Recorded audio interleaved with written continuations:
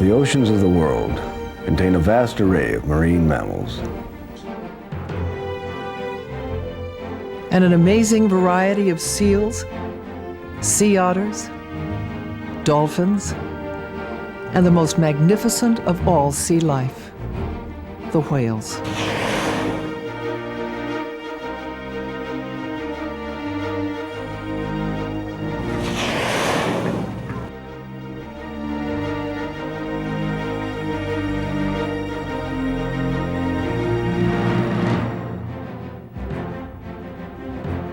The ideal habitat here makes it a precious and vital ecosystem for these remarkable creatures.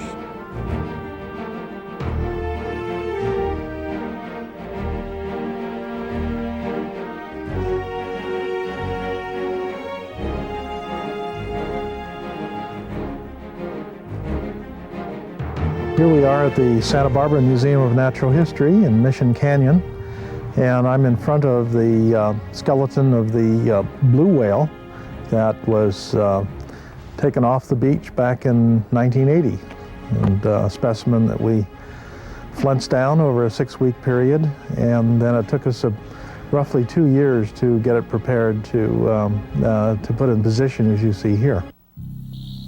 The blue whales are the largest creatures on Earth today, and it is now known that whales in general are the oldest set of marine mammals in existence. Coming from a line of insectivores, they evolved back into the ocean around the time of the demise of the dinosaurs.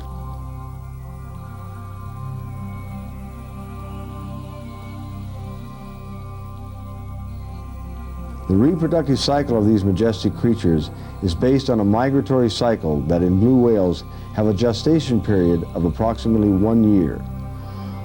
Blues reproduce in equatorial waters where it's warm. In the northern hemisphere, gray whales migrate 4,000 miles south to bear their young.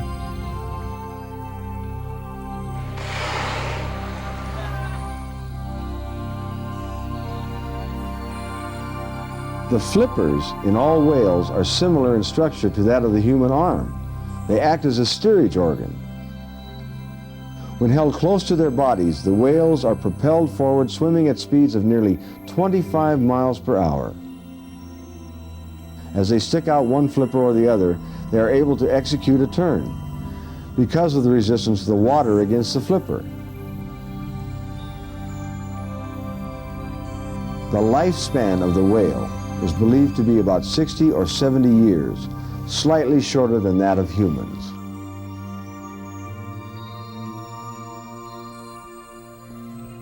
There are 6 species of seals and sea lions that live in this area, which makes for a large diversity of these type of pinnipeds in one specific region. 2 of these species are extremely scarce. One is the Guadalupe fur seal, and the other is the northern sea lion. The northern sea lion is the most recent to disappear from the San Miguel Island rookeries, although the reasons are not quite clear. This particular species has declined through its entire range from Alaska all the way down to the coast of Southern California.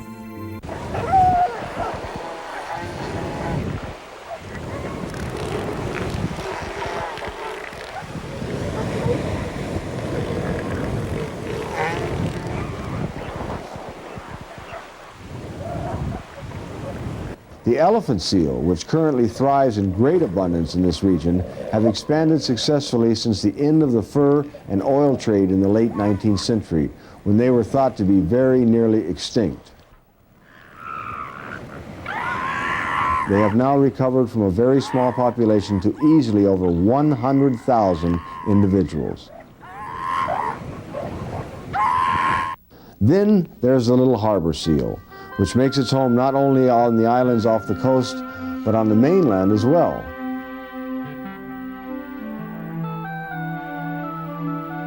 One of the other marine mammals that lives along the coast is the sea otter. The sea otter is the smallest mammal in the area.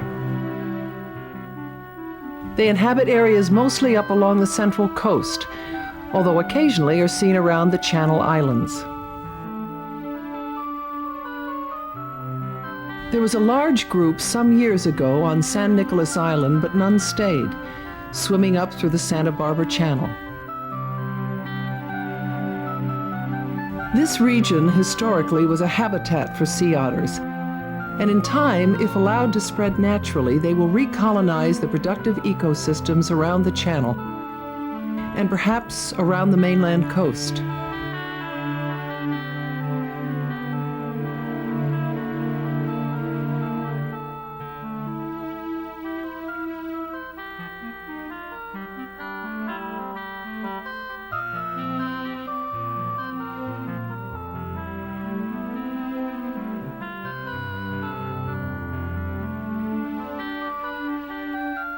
One of the largest dolphins along the coast are the killer whales. They are a top-level predator with a large home range, and they need a lot of space to feed on the fish and mammals that make up their diet.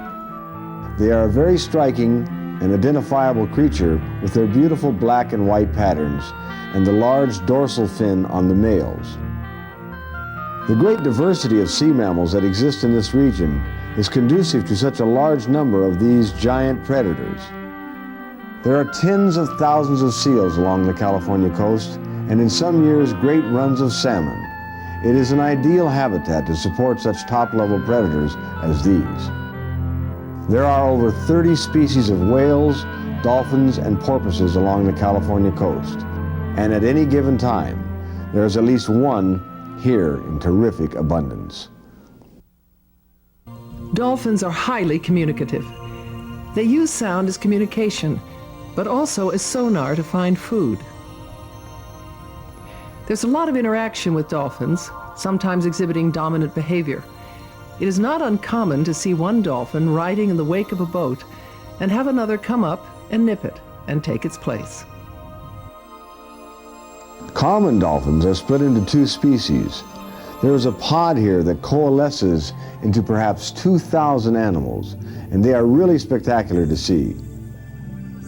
These dolphins, over a 24-hour period, break into smaller herds, then coalesce into larger groups of thousands. They are very gregarious and social creature.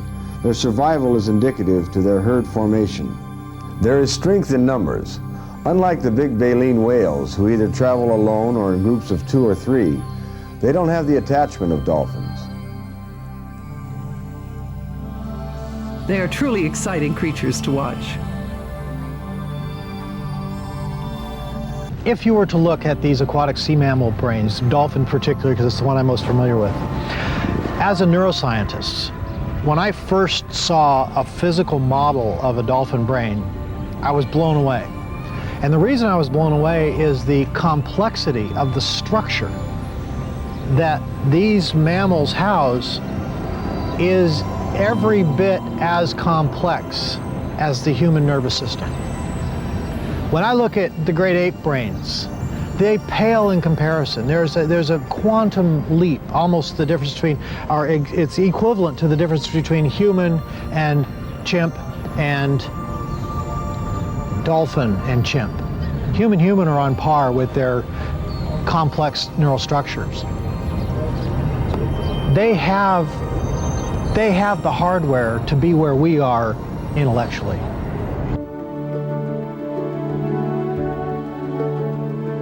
They have the social behavior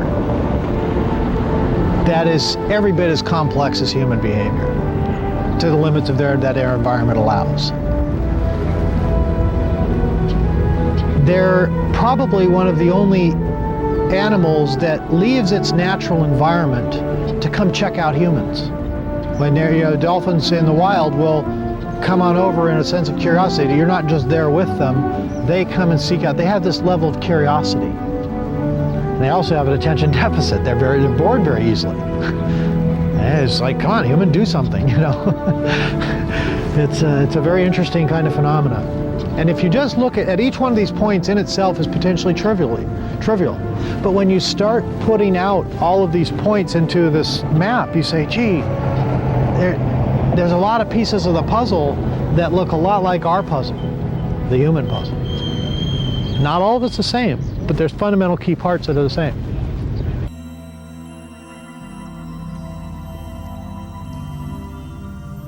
if you've had orthopedic surgery, which means on your bones, and someone has put like screws in your bones to keep your bones straight, and then you go swimming with dolphins, the dolphins will come up to you if you're in that kind of an environment, and if they choose to get in that interaction, they'll come up and they're scanning you with their ultrasound, and they'll find this anomaly, this piece of metal in this human thing, and they'll call the other dolphins over and kind of with their rostrum say, hey, look at this. We've seen this with people that have shrapnel from war wounds, is that they'll actually be able to identify the deep tissue. There again, now there is anecdotal evidence that dolphins have correctly identified people that have tumors that were undiagnosed, and they spent a lot of time and a lot of attention focusing in on that tumored area. And then later on during the scans, the medical scans, that tumor was discovered. And this has happened more than just a couple times. I mean, once or twice, okay, it's a coincidence and people get into magical thinking and everything else, but the interesting thing about this dolphin intelligence and it almost altruistic concern for the human. Another example that leads me to that statement is that it is fairly well known amongst the dolphin-assisted therapy crowd that when you put a group of children in the water with these dolphins, and there's like this random free swim, the dolphins will identify with and focus in on the child that is disabled.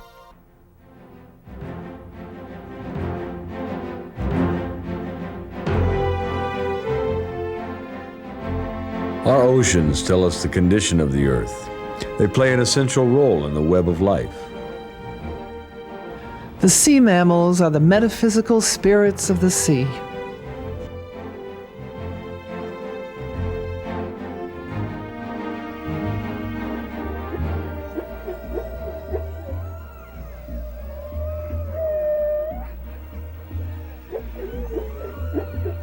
Mythical with their strange sounds. Humpback whales at birth weigh close to 8,000 pounds, with a length of over 12 feet. Mother's high fat content milk allows the calf to grow an amazing 200 pounds a day. Mothers and newborns develop a strong bond. Some of their behavior is so similar to ours.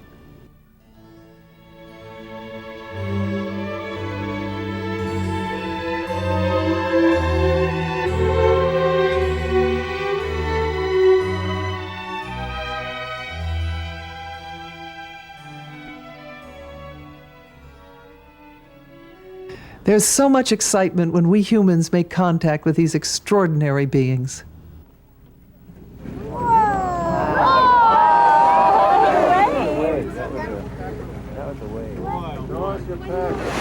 Beautiful shot of that pectoral fin. The humpbacks, of course, their fins, as you can well see, look more like wings.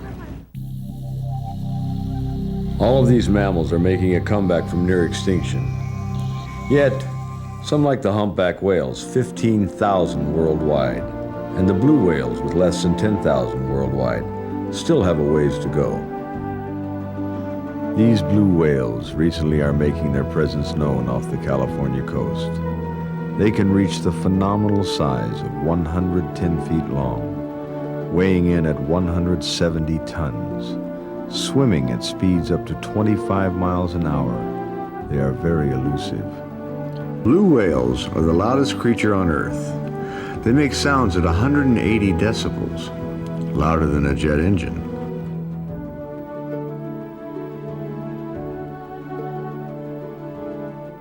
At deep ocean depths, they can communicate globally.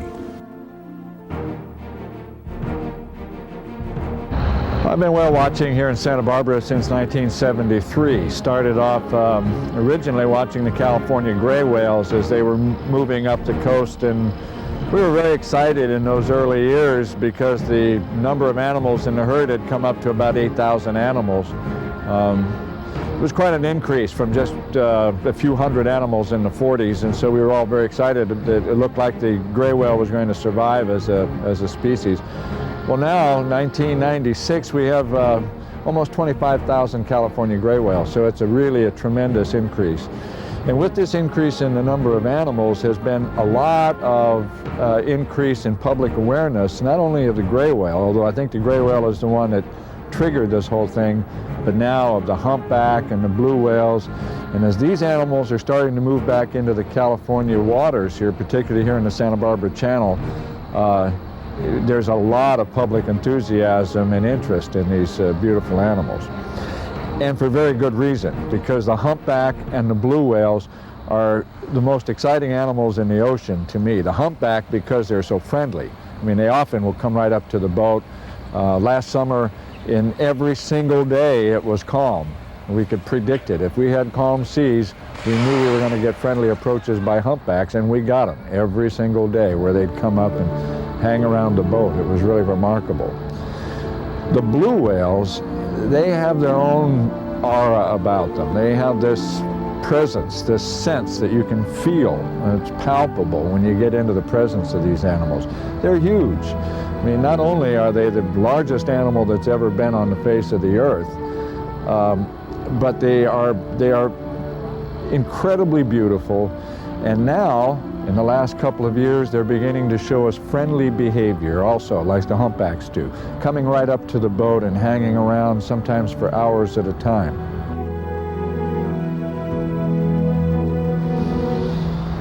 You know, when you start talking about the blue whale and the immensity of this animal, you know, they can attain lengths of almost 100 feet. They can attain weights of 150 tons. They have a tongue that's bigger than the largest animal on land. The biggest land animal is the African elephant, weighs about 6 tons or so. Well, the tongue of the blue whale is larger than an African elephant. They are absolutely immense animals. And yet these big animals will come up and give friendly approaches to boat loads full of people, and it's the people that they're there responding to.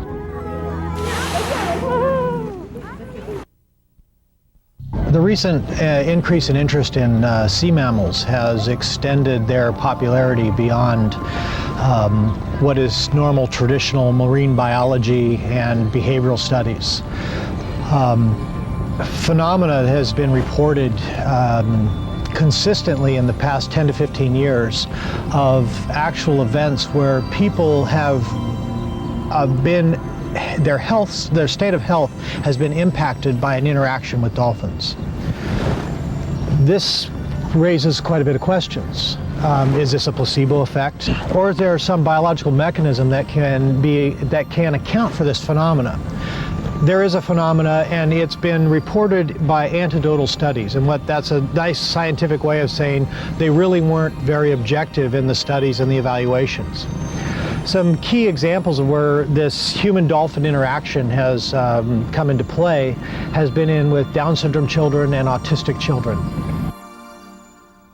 And actually looking at the state of health of the autistic and Down syndrome children after they interact with dolphins. What we find is that autistic children seem to, if you read the reports, they seem to vocalize at a greater frequency, more words per time. Down syndrome children, their learning performance increases after this dolphin-assisted therapy. Now, the ranges on how this is happening is quite varied. At one very extreme end, you have a group of individuals that believe that this is supernatural psychic phenomena from being channeled through other dimensions via the dolphins. Okay, that's like one post. The other post says nothing is happening at all, it's all in your mind.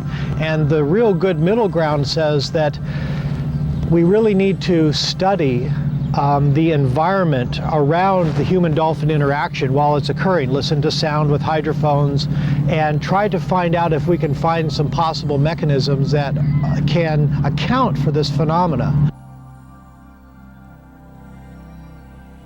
A group called Aquathought was formed by a guy named Dave Cole.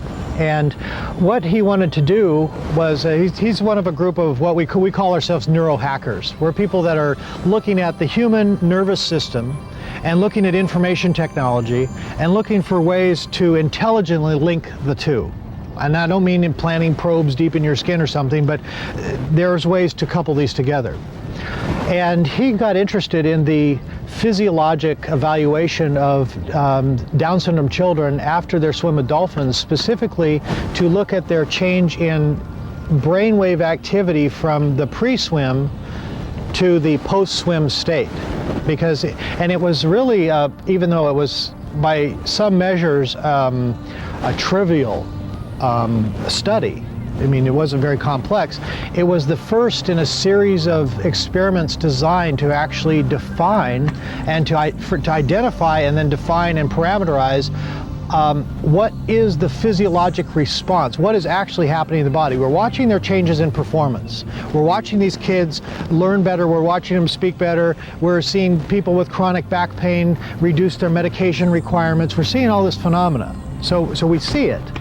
We know it exists. It's consistent. It persists. But what we don't understand as physicians and scientists is how could this possibly be happening? And there's two reasons to ask that question. One is to understand the basic science. How could this possibly be working? Is there some sort of electromagnetic field or energy field being transferred between one to the other? And it turns out that there is something along those lines. The dolphins actually emit high frequency sounds. They create this sound in such a way that it creates a spatial sound reflection. They're not just beaming out point sources of space, they're actually sculpting patterns in the water. If you were to measure the energy, you would see shapes in their sound propagation.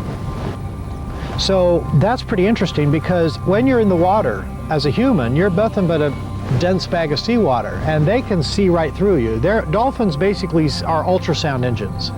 They see right through. They perceive. Seeing is a wrong term. It's not with their eyes. It is an aural, A-U-R-A-L, which means hearing phenomena that actually they perceive their environment. They're in a sound space, as we as humans are normally in a visual space.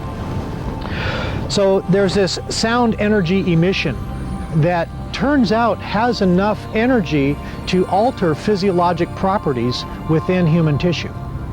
So we have, for the first time, a possible mechanism to explain how there is the transmission of energy in a reliable way between one animal, the dolphin, and another animal, the human.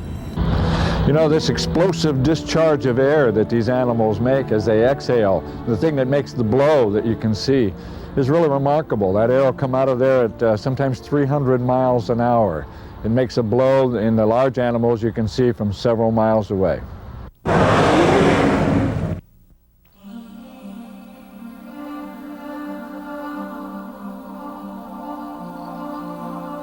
The Condor is a 88-foot steel vessel. We take passengers for hire out into the channel to do whale watching, different sorts of trips. Excellent place to run and operate.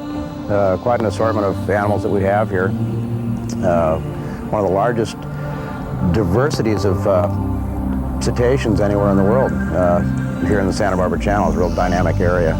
Christmas just around the corner, and it's always kind of an exciting time for everybody, but for us here in Santa Barbara in particular, it usually denotes the arrival of the first southbound gray whales as they make their way south down to Baja. The trips for us begin the day after Christmas, because that's usually about the time that we start to see them as they make their way south. Real interesting area through here, because we get the gray whales in the channel both southbound and then again as they make their way back up north again in the early spring months. So the trips for those begin fairly soon. Population on the California gray whales has climbed real steadily here over the last 40 or 50 years, ever since they've received protection from commercial whaling. It was estimated that their population numbers were down to probably anywhere between 1,000 and 1,500 animals. Today, however, they've been just recently removed from the endangered species list. Now their numbers are back up to historical highs, somewhere around 24 to 25,000 animals in the California herd. The population continues to grow, probably on an average about 6% when you take in calf growth rate and natural deaths and deaths due to man-made pollutions and problems that are still occurring. Do a variety of different types of trips on the Condor. One of our more popular are the island trips, of course. The Condor is a large boat and makes it well out into the channel. It's a comfortable riding vessel, so we can explore all the different areas of the channel. Amazing place, too, at the Channel Islands, particularly San Miguel, the farthest west in the chain. By the time you reach that area, you're out into a completely different area of the ocean. A lot of different currents occur, and meet out in that area. And it brings a lot of food and different animals from the north down to these waters, and different animals from the south up into these waters. And it's kind of a meeting point. We have as many as 5 different pinnipeds that actually rook on San Miguel Island. It's one of the largest pinniped rooking areas for California sea lions, the large elephant seals, what's left of the world's population of Guadalupe fur seals. We also get northern fur seals and stellar sea lions that occur out there in huge numbers. Sometimes the beaches are literally covered. They look like a fur carpeting out there.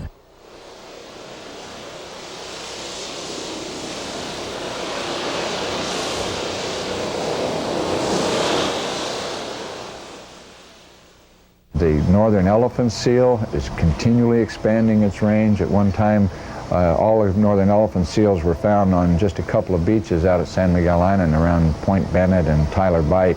And now they've expanded their range in the wintertime to where they're not only on those beaches at Point Bennett and Tyler Bight, but they're all along all those southern pocket beaches on San Miguel. They've extended on over onto Santa Rosa Island, and they've filled in on those beaches, some of them in Kyler Harbor.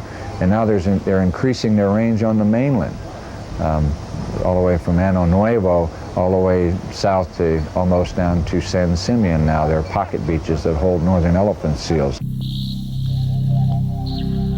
We had an encounter yesterday with a large group of common dolphins, probably several hundred, maybe 300 or 400, coming over and bow riding on the wake of the boat, and they were obviously feeding, working bait out in the channel.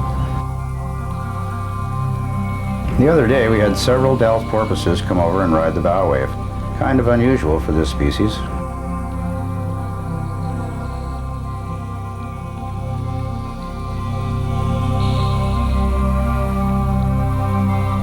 On occasion, we also have killer whales visit in the channel. One of the most amazing things about whale watching trips is the opportunity to see whales in their natural habitat. Recently, blue and humpback whales have come here to feed on the rich patches of krill, which explode onto the ocean surface during the summer months. These blue whales are enormous. The largest ever recorded was 112 feet long, weighing over 400,000 pounds.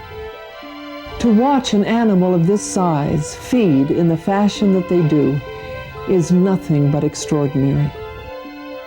How they do this is by opening their colossal 40-foot jaws. Their throat expands outward. When the whale lunges forward and takes in nearly 80,000 gallons of seawater and several thousand pounds of krill. With their strong tongue and throat muscles, they are able to push out the seawater, leaving the krill, which is then swallowed. Krill are tiny crustaceans. It takes approximately 220 of these creatures to make up an ounce. These whales consume up to 7,000 pounds of krill a day. These whales are baleen whales, which means they are equipped with baleen plates, which are broom-like rows of filters, a very efficient form of feeding for these gigantic marine mammals. On quite a few of our trips, the passengers on board are treated to probably what is one of life's most exceptional occurrences, a close encounter with one of these amazing animals, a large blue whale or humpback whale that will literally swim right over to the boat, swimming just several feet off the side of the boat.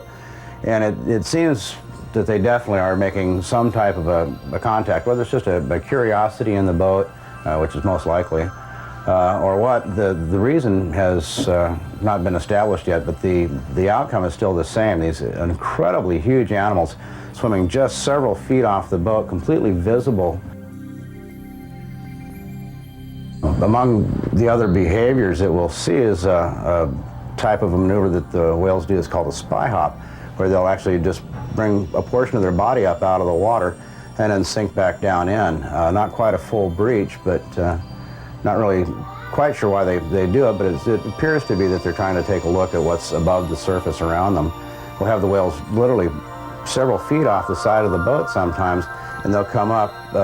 It looks like they're trying to get an eye on what's on the boat. When they're that close, when they're really coming up and interacting with the boat, you can feel a connection, kind of a presence. These whales exude a power, if you will. It might be a little bit far-fetched, but you can actually feel it. And I've talked to hundreds of people that have a similar experience. The animals really do create a feeling when you're around them.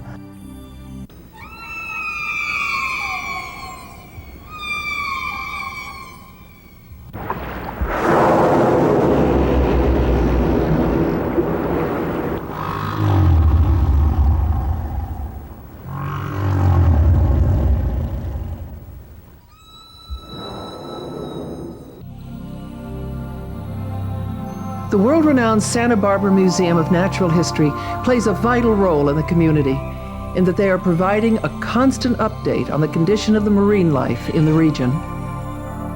Because of the 1969 Santa Barbara oil spill, there was a lot of speculation regarding the marine life following that oil spill.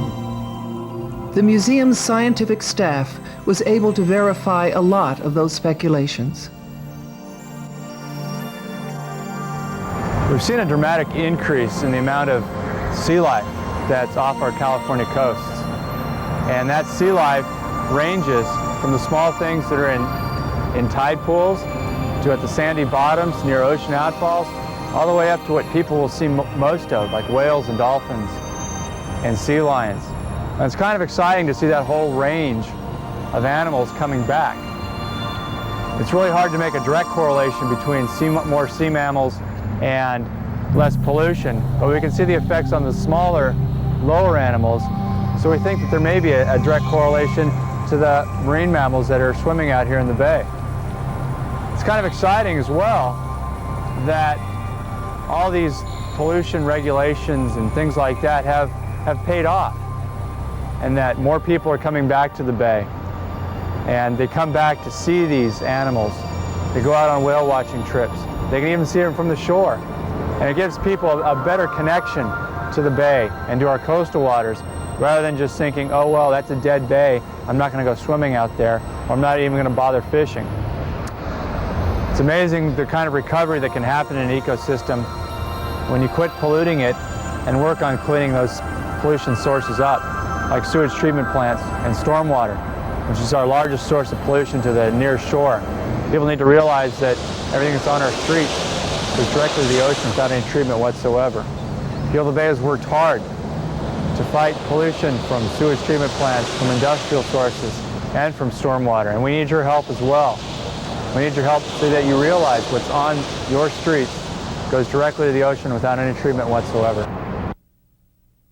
There are people who have devoted their lives to protecting this coastal environment. The Oak Group is, I would say, in the word that was used on a review, it's organic. Our first show was called Endangered Landscapes, and we had it up at the Natural History Museum outside of the Bird Hall, Habitat Hall. We quickly moved and got the Faulkner Gallery show, and the 10th year celebration of the group indicated that we've turned over $120,000 in 10 years to different groups that are interested in preserving the land and keeping the development down and honoring our habitat, which is the ecology.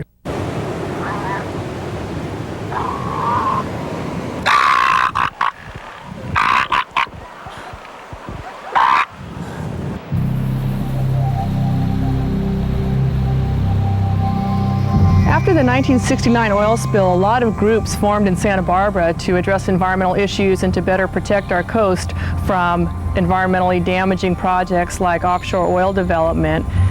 The Environmental Defense Center was formed to represent all of those groups in legal battles and to provide a say in court or before public agencies on those types of issues. We've worked on issues involving protection of whales from offshore seismic survey projects, We've worked on projects to protect air quality concerns from offshore oil development and to protect the coastline and beach access from the risks of oil spills and other types of impacts from development.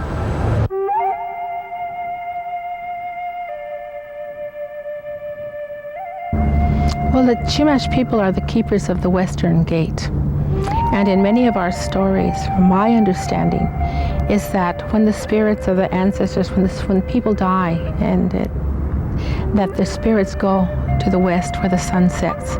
So we're the last, especially on this continent, so we're the keepers of this Western Gate. And this Western Gate is blessed or bordered by the ocean. The ocean is so essential. People are formed by their environment, and for Chumash people, being people of the coastland and those miles of ocean, they shaped who we are. They shaped our spirituality, our ceremonies. The ocean is so essential as far as our sense of cultural identity. Without the ocean shaping us and how we think, how we view the world, the importance of the creatures that come, our relatives who live in the ocean, our sense of self and cultural identity wouldn't be the same. Because of the ocean, that's how we know who we are. Our canoes are called, our plank canoes, and they're called the Tamols. And there was a society of people who belonged to the Society of the Tamol. And it was a whole philosophy, a way. It wasn't just learning how to canoe and how to paddle the Tamols or the Tiats, but a way of living where you had to have knowledge of the ocean. You had to be, it's a very contemplative kind of society because you're out there on the ocean. Maybe you're singing the songs and you're paddling across the ocean there. And you have to go with the currents. The ocean informs you of who you are, how the Tamol or the Tiat should go. And so there is this interaction between you and the ocean and the Tamol and the paddling, and it is something really very, very powerful. And you know the currents of the ocean, you know where it will take you. So the ocean is essential to us, not only for our sense of self, but our total worldview.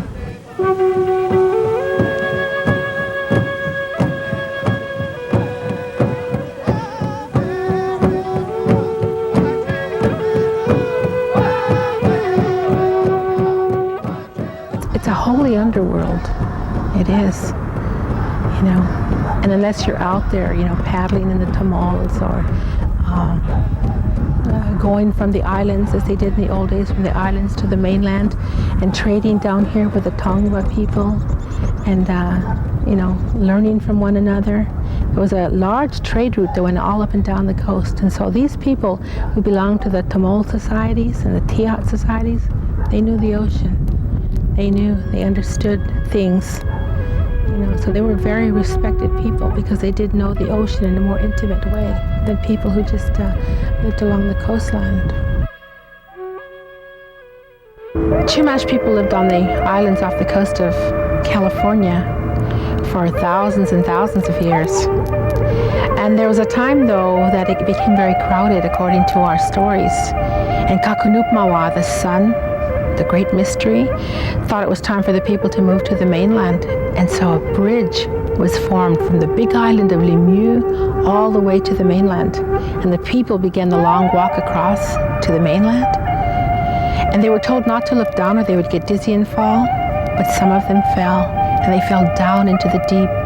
And they tried to come up and breathe, but they could not, and they began to sink down into the ocean. And Hutash, the earth, had compassion on the people and called to Kakunupmawa to save his people. And those people that were drowning down beneath the water and the darkness enfolding them, the people's bodies began to change. Their bodies began to change and become sleek and smooth, and they turned into the dolphins. And we tell this story to this day to remind us that the dolphins are our relatives. They are our close family. I love to tell this story because it reminds us of how important the dolphins are, that they were once Chumash people. since we are so connected to all living things and how essential the ocean is, it's so important that we respect that we respect the ocean, that we respect the creatures living there, that we respect ourselves and the earth by protecting it from pollution. I believe that our young people are beginning to understand this.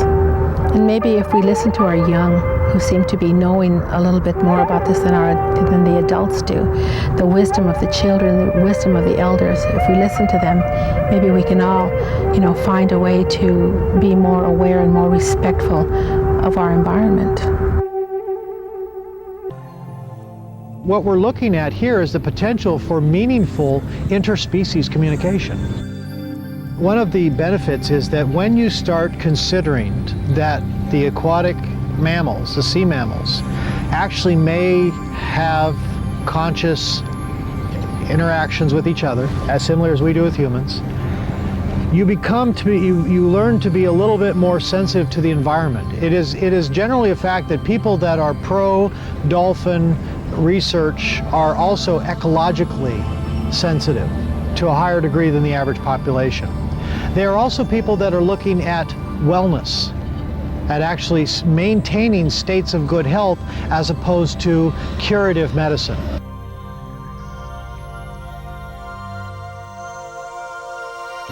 The potential benefits of taking seriously the research in human-dolphin interaction leads to a greater sensitivity and awareness of understanding our ecology, our culture. It also focuses us in applying sound thinking methods with things that are on the boundary of believable to mainstream Western scientific minds. It is a phenomena that if we do not, whatever the outcome of the research, it may turn out that this is a placebo effect and we can document it and that's fine. But it may also turn out that there is something positive here, and that if we don't spend quality mind time evaluating this problem, that we will have been very negligent to our children. Many Californians living in and around Malibu really believe that it is a way of life. We believe it is a vital coastline which should be preserved. The people of Malibu have recently mobilized to protect this fragile ecosystem by introducing a legislative bill which would establish a marine sanctuary of the entire 27-mile Malibu coastline. It's been an uphill battle for an idea which has been a long time coming. With steadfast commitment, it may become a reality this year. Man and his industrial pollutions are an enormous threat to all life forms. Stricter environmental laws must be enforced locally and globally for these mammals to continue to exist. There's still so many things we don't know about these incredible marine mammals. This magnificent ecosystem must be preserved from man's constant infringement and for the enjoyment of generations to come. There are many organizations you can join to do just that, like Santa Barbara Environmental Defense Center. Malibu Save Our Coast, Heal the Bay, just to name a few. See you at the beach. See you at the beach. Want to go for a walk? Yeah.